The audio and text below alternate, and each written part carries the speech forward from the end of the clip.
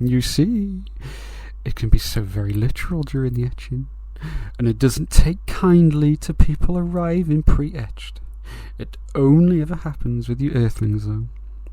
He let out a sigh. But that's what makes you useful. Your variants can be quite powerful, as I have found out.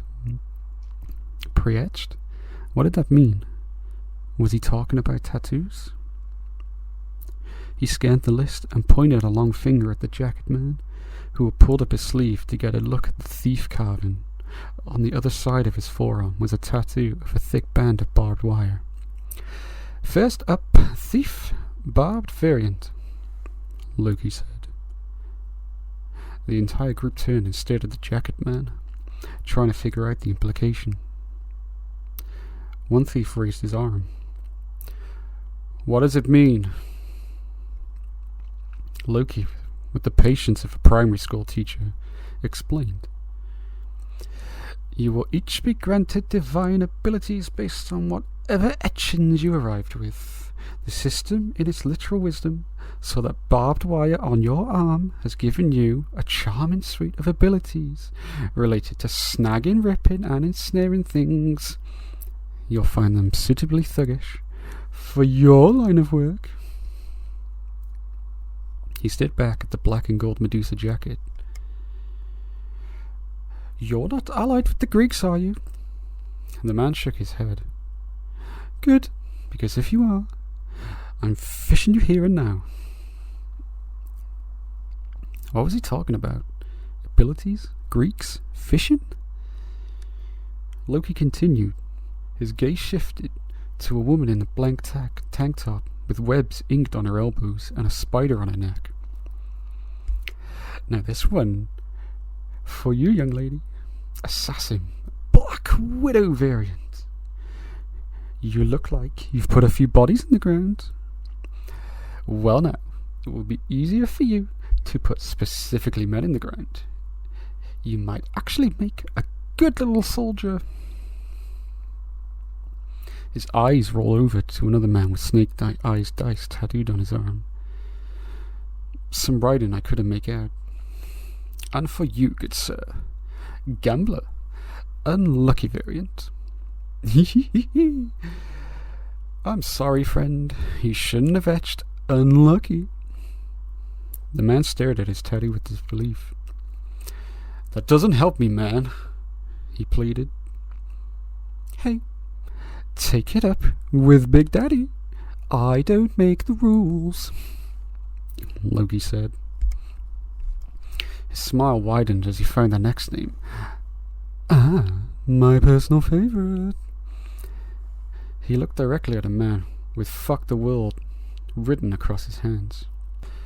Thief, your lover variant.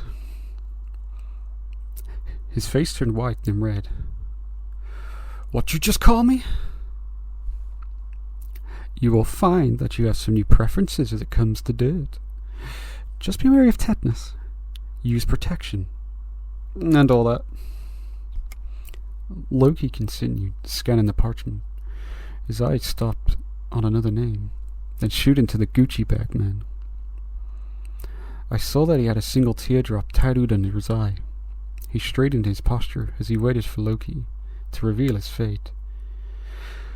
The system has blessed you as an assassin. Crybaby variant. A what? He said with the same tone as if he'd found out his girlfriend was cheating on him. It means your ability to fight is proportional to how much you're crying. Better keep an onion on your person if you're not the emotional type. Before the crossbody bag man had a chance to respond, Loki's gaze landed on a woman with a winking eye tattooed on her inner forearm.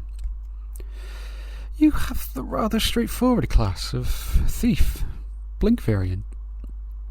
Should count yourself lucky. That might be one of those powerful abilities so far. The woman's eyebrows shot up in surprise as she glanced at her tattoo. Unable to keep his patient any longer, The man dressed in a golden track pants and wife beater spoke. "What about me?" The thin material revealed a glimpse of a colourful koi fish on his back. He also sported snakes curled around his arms and daggers on his knuckles. Loki didn't look like he appreciated the man cutting in line. Let's see," he said, scanning the parchment. "The snakes, the daggers, very impressive. Unfortunately, the All-Father system isn't very good with subtlety. It reads, 'the most significant thing etched.'" Loki looked him up and down. "And the one that's most important to you is that massive, colourful koi fish coveting your entire back, isn't it?" The man's face fell. It was a tribute to my mother." "How sweet," Loki said. Congratulations, you are a thief. Koi variant." What does that even do?" the man asked, his tough demeanour crumbling. "It means that you can swim in calm ponds and your skin shimmers in direct sunlight." Loki scanned the parchment, ignoring the man's plight. "Try not to get eaten by a heron." I felt conflicted. On one hand, I felt safe not having Loki direct his attention at me, but I also felt left out, apparently not getting any powers. The perceived safety didn't last long as he pointed at me with his cane. "You're the nudist. You look quite young. Exactly how old are you?" I managed to stammer out a response. I'm 17.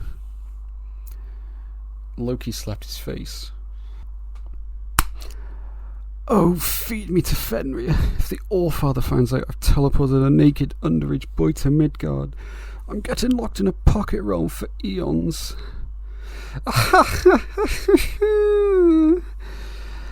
"After all, I'm not Greek." The man with the koi fish back piece pulled a butterfly knife from his pocket and unfolded it with a practiced motion.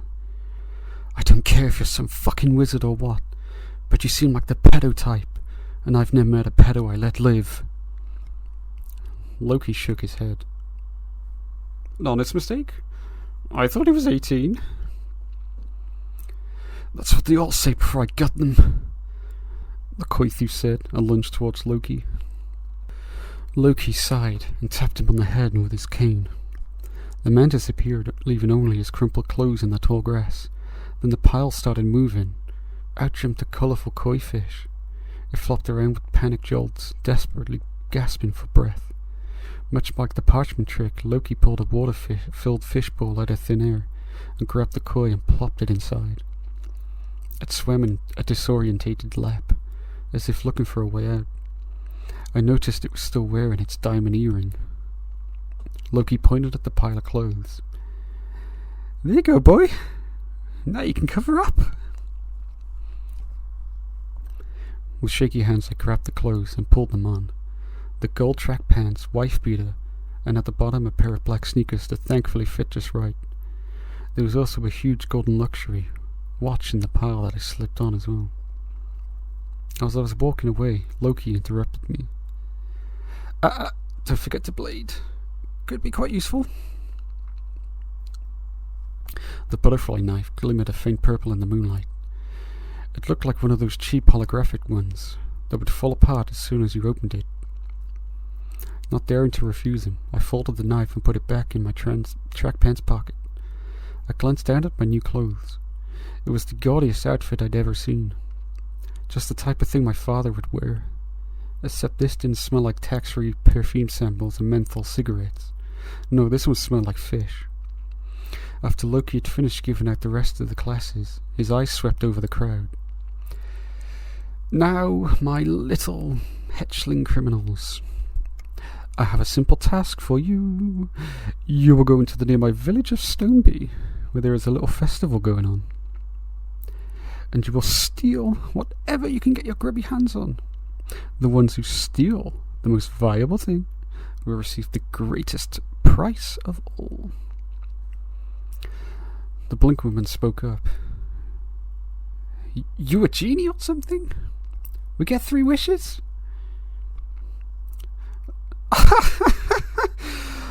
Oh, Father, save me. Jin. No, my sweet one. He straightened his posture. The prize is, you get to keep your life. And that's a wrap.